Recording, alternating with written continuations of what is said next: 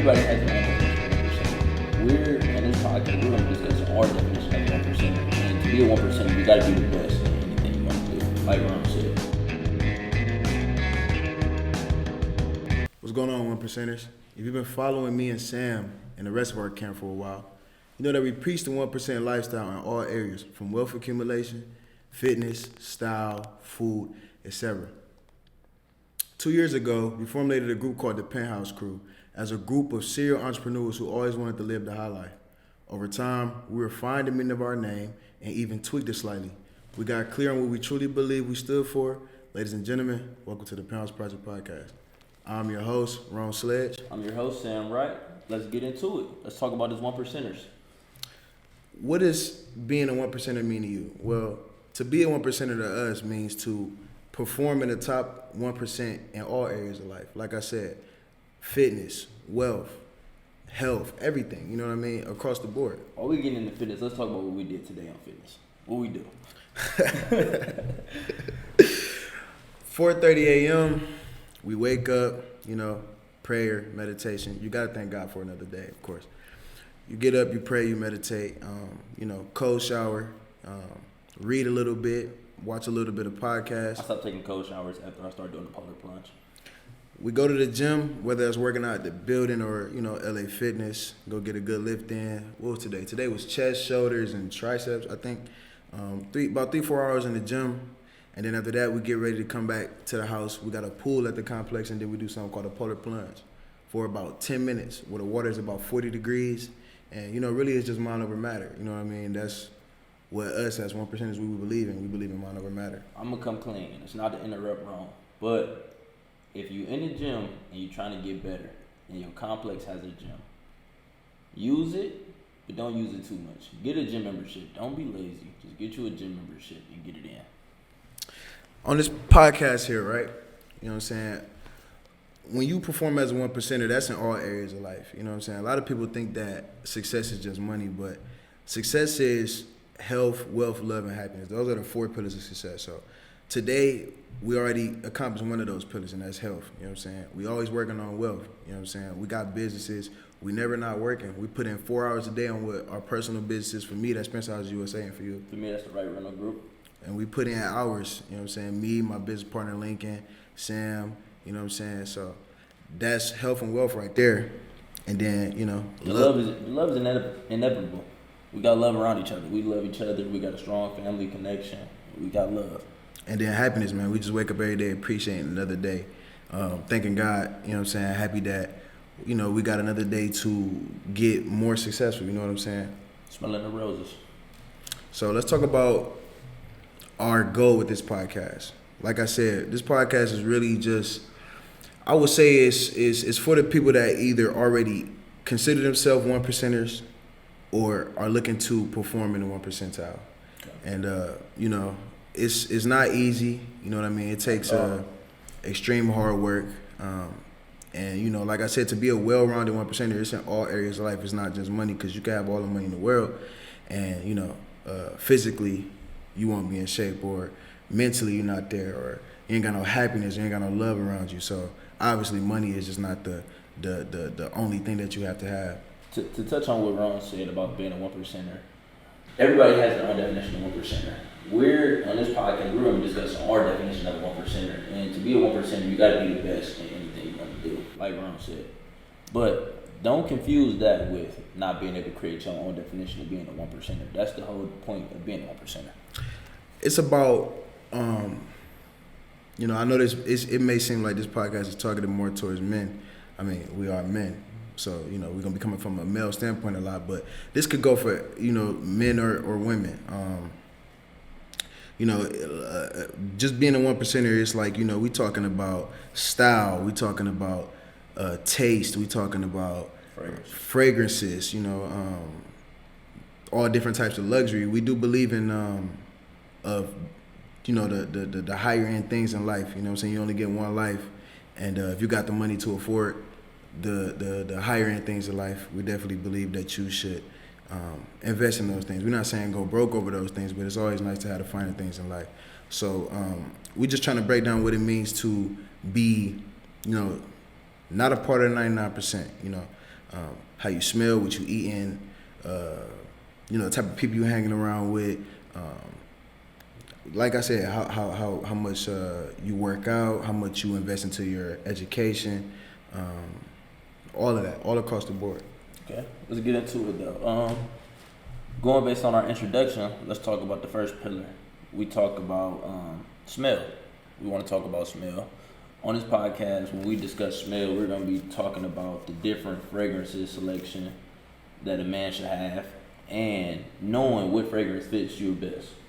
What fragrance is best for, this occasion or that occasion. If you're going to a wedding, if you stepping out, having a night with the boys, everyday fragrance, your daily fragrance. The difference between sweet fragrances, woody fragrances, fiery fragrances, or dark fragrances, musky fragrances. You gotta know which ones is suitable for which occasion. Exactly. Even for women, you know what I mean? Cause especially on a date.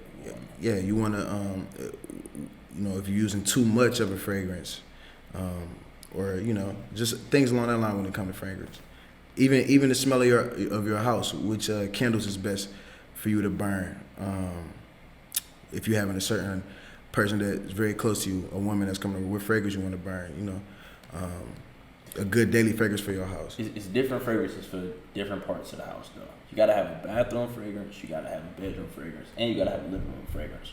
All of those are very important for when a woman is coming over, because she gotta step into each one of those areas. I feel like one of my favorite topics we're going to talk about on this podcast is definitely going to be style.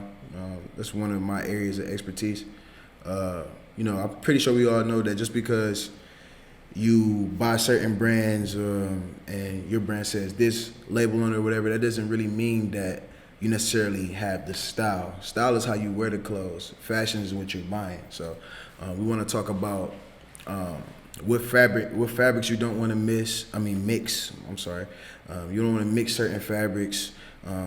You don't want to mix certain denims. You don't want to you don't want to be too matchy, but you definitely want to be too all over the place. You don't want to be wearing a million colors at once, unless it's done correctly, obviously. But just finding that perfect medium between not too matchy, never mixing fabrics, subtle, but making a statement when you get dressed, never mixing too many brands, just along those lines. Touching on color, I can't express this enough. Just because you wear a lot of colors does not mean you got a good style. Based on Instagram nowadays, they glorify people who wear all these extraordinary colors and these crazy outfits and think it's style. It's not really style. What you think about that? I feel you on that 100%. Just with the fashion waves nowadays, it's easy for a lot of brands to get in the fashion game, and it's very trendy. So if my brand says, if my shirt or my jacket says this and my pants says this, it doesn't matter what color it is. I can just wear it, and that's kind of what we want to stray people away from in this podcast, if that makes sense. You know what I'm saying? It's a lot of good brands out here, and we do believe that a lot of them do deserve support, but we want to stop from happening is just the overdoing it with certain brands. You know what I mean? Like, we're not going to mention any names on here because we respect all clothing brands, but it's just, taking a whole outfit from this particular clothing brand, no matter what the color it is or what the fabric is, and just wearing it from head to toe because you believe that, that's quote-unquote getting fly. That's what we're trying to sway people away from. I want to kind of touch on, the food aspect. I just feel like you got to tell everybody first, though. We 100% vegan. Yeah, we are 100% vegan, but we weren't always vegan, so I kind of still want to talk about food all across the border. We definitely believe in quality food and not junk food, quality restaurants. I feel like I got a good taste palette when it comes to quality food, whether it's vegan or not. We want to kind of speak on recognizing a good restaurant to go to when you're stepping out. We try to stay away from chain restaurants. We don't really do the Cheesecake Factories. We don't do the Olive Gardens. We don't do the Red Lobsters. When we stepping out to go eat, we trying to find those good family-owned, hole in the walls in, small little Soho, Lower Manhattan areas, good restaurants and good food that's gonna be around forever. Okay, on that topic, as far as chain restaurants go, man, it's definitely hard to catch a good chain restaurant. But Cheesecake Factory, I'm not gonna lie, I'm not opposed to Cheesecake Factory ever on a date, man. It's nice ambiance, dim light, pretty cool.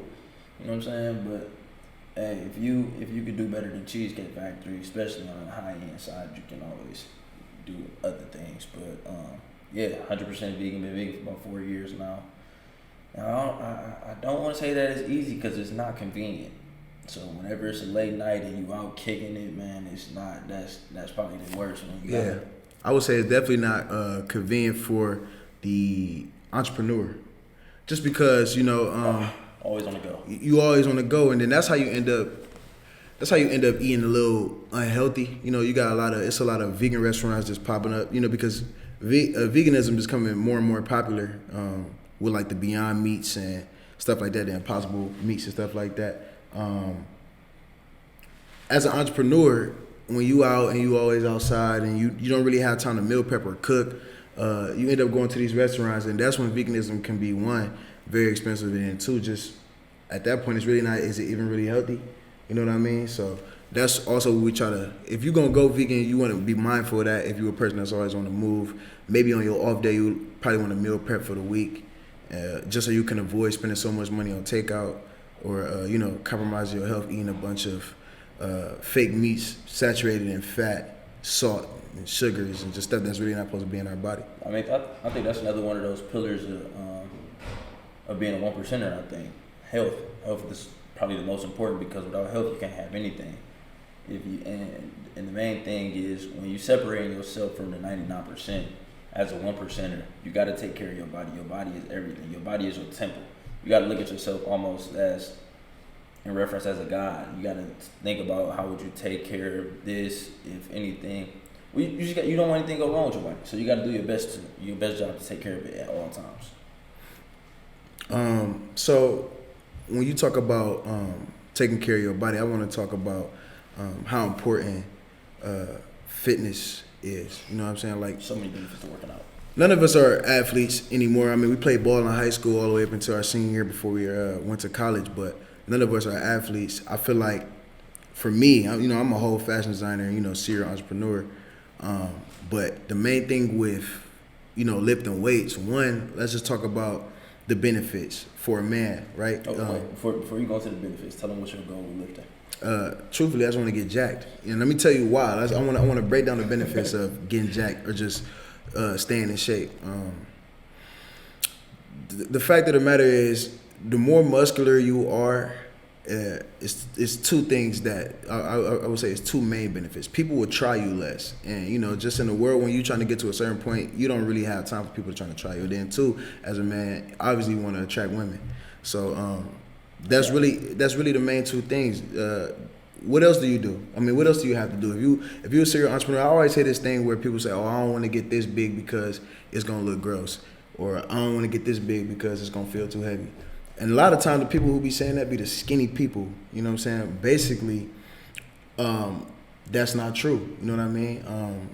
You want to get as muscular as you can, just because that's true self-esteem. You know what I mean? People try to buy these clothes, and women try to buy these bodies, but true self-esteem is just going to the gym every morning, and nothing is gonna make you more proud. But you know what it is though? When people limit themselves to say that I don't want to get this big or that big, 9 times out of 10 they probably not going as hard as they really should be. Because when you're going as hard as you really should be, getting big is just gonna come naturally. So as you get bigger, your body, what did you say it's called when your body don't recognize that you're getting bigger? It's called body dysmorphia. Right, so you get body dysmorphia. So you're always gonna want to get bigger if you're really going hard as you want to.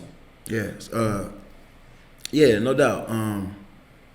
I feel like people should get as big as they possibly can. I mean, I definitely feel like you should do it the natural way. We don't condone steroids and stuff like that, but that should just, I feel like as a man, I'm 21, he's 21, and everybody in our camp is pretty much like 25 and under. I feel like as a young man, and you consider yourself a 1%er, your main two goals right now should be boom, getting rich. And I'm not saying that for the money aspect. I'm saying build something from the ground up that you can actually be proud of. You know what I mean? If you are creative, take action on those ideas.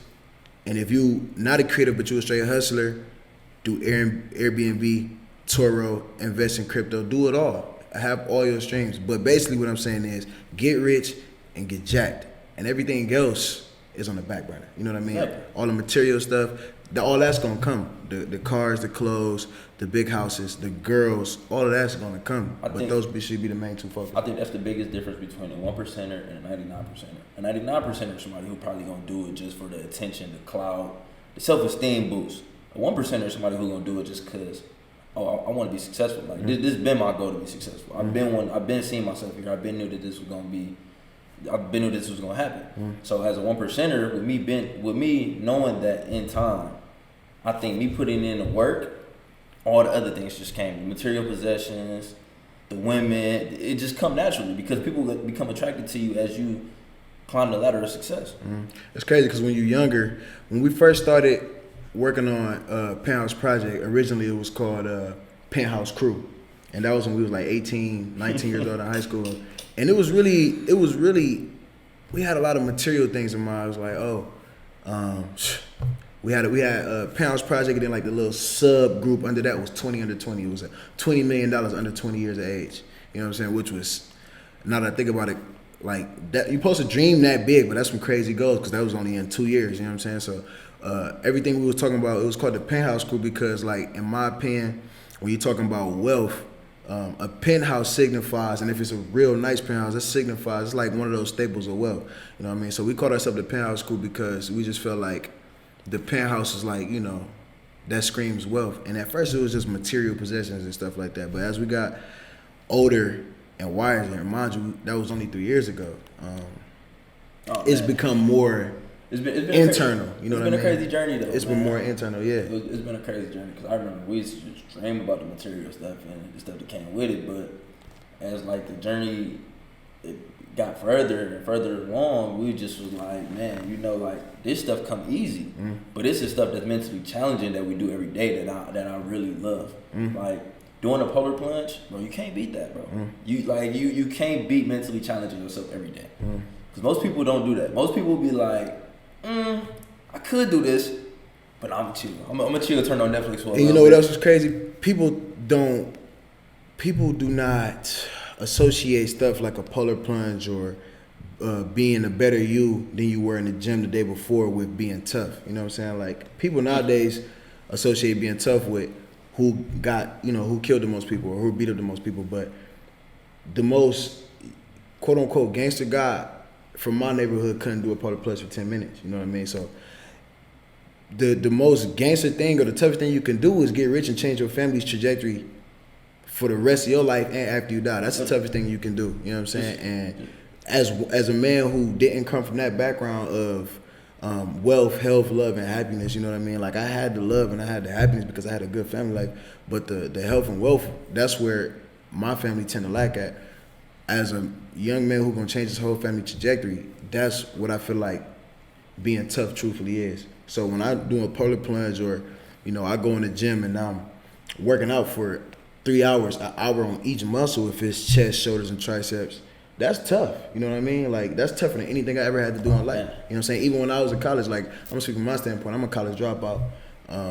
Dropped out in 2019, 19 years old. I was homeless in New York City. I was there for a month. That was tough, you know what I mean? New York City is not a place you want to be homeless in, and it was a New York City winter. You know what I mean? I remember calling my mom and telling her that I wasn't going back to school, and she was like, "I don't know what you're gonna do." She was like, "Yeah." She told me I was tripping. And now, fast forward 2 years. She coming to my pop-up shops. And she can't believe what she see. You know what I mean? So that's tough. You know what I'm saying? Tough decisions is doing what you truly believe and not letting nobody else's beliefs and what they scared of sway. You know what I'm saying? Sway you away from something that you locked in. It's called tunnel vision. Like, that's the true definition of tunnel vision. I think even personally, speaking of my own personal experience, I know, like, with me, I got a group of friends that's all serial entrepreneurs. You got Spencer, I got Terry, he do art, Lincoln got about 3 or 4 businesses. everybody got their own businesses. So with me, my tunnel vision is for me to become a lawyer and for me to get through law school. So the hardest thing to do really is watch your friends become serial entrepreneurs while you're still in school. Yeah. Because I hear y'all bragging about what y'all can do during the day, meanwhile I'm in class. But it's like creating that tunnel vision and them goals for yourself, you know that eventually all of this is going to be worth a while. Yeah. And it's all going to be worth it. It's crazy because everybody got their own struggles. Like what you saying that, I be like, yeah, I feel you. And then, you know, me and Lincoln, we talking about something completely different. Like we just had a pop-up shop in Cleveland. It was November 20th, and you know, you was just talking about how you looking at us as y'all can make X amount of dollars in a day, and you know what I'm saying, we projected that we was gonna do 25, 30 grand at a pop-up shop, and we only do 8. You know what I mean? We just like, you know what I'm saying? But it's crazy the certain level you got. At certain levels you have different problems. But if this was me in 2019 when I was broke in New York, I would have killed to make that type of money in one day. You know what I'm saying? Like I was calling my mom, my sisters just to get a 20. I got caught stealing in New York, stealing a pint of ice cream. I'm not gonna lie, it was my idea though. That's how broke. It was my idea. That's how broke I was. I'm not gonna lie though, but the crazy thing that people don't know about New York though, we was broke, bro. But we was there for 35 days. Out of 35 days, we were up at 4:30 at least 30 days. Yeah. And it's crazy because like we was like literally up getting to it, and I'm like, dang, bro, like I'm up getting to it. I'm broke right now, but I know this gonna make me mentally tougher, and I know my circumstances gonna change eventually, regardless. And that's the crazy part about it, because when you in the midst of thick smoke like that, you be like most people just like, bro, like you be at your lowest. Yeah, money, bro. It's crazy what money will do, because when you ain't got none, when you're not mentally tough, it can bring you to your lowest point. You know what I'm saying? So the fact that we were still getting up at 4:30, that just tell you what kind of people we are, because you know it's just like something got to give. You know what I mean? It's crazy though, because we would get like $50, and say one person had $50. We going to Whole Foods. We still always care about our health, no matter what. We're not going to no BS store. We go to Whole Foods. We get rice burgers, some spaghetti mix, make spaghetti and burgers, and eat that for about 4 or 5 days. Yeah, make it last for a week. Until you make another $1. Make it last for a week. You know what I'm saying? We was so broke, we didn't even know how we was gonna get back to Atlanta. So basically, what I'm saying is, and that was just 2 years ago. And now life has changed to a point where, you know what I'm saying, neither of us working jobs. We doing what we want to do every day. I'm not saying we rich, but we well on our way. And just because of the habits that we had, when you don't think that those are going to turn into anything, they are. You know what I'm saying? Like you got to lock in on the habits first, and then you're gonna get your payout. You know what I'm saying? Whoever you believe in, whether you believe in the universe, whatever higher power you believe in, you're going to get a payout. I can tell you that straight up. You're going to get a payout, but you got to put the work in first. You know what I mean? Because like I said, we only 21, but I feel like I've been alive for 30 years just because of how much work we put in one day is enough work that people who claim to be working hard, a lot of times they in the 99%. We put in enough work for a person's whole week. And that's what this podcast is about. We're trying to show people and talk about how to put in that much work for the whole week. Yeah, definitely. Yeah. I mean, that's the whole goal of being a 1%er, man. Being able to weather any storm that comes to you and being able to just hold your head up high and know that everything is going to work itself out. No matter if you know how it's going to work out or anything. And I know we're going to have viewers listening to this or people watching this, and they're going to be like, bro, like, this is my position right now. This is my situation. And, like, the whole point of this is really for us to push you to be able to get through. Like, whether any storm. But you know what else, though? Real quick. I want to just touch on something real quick.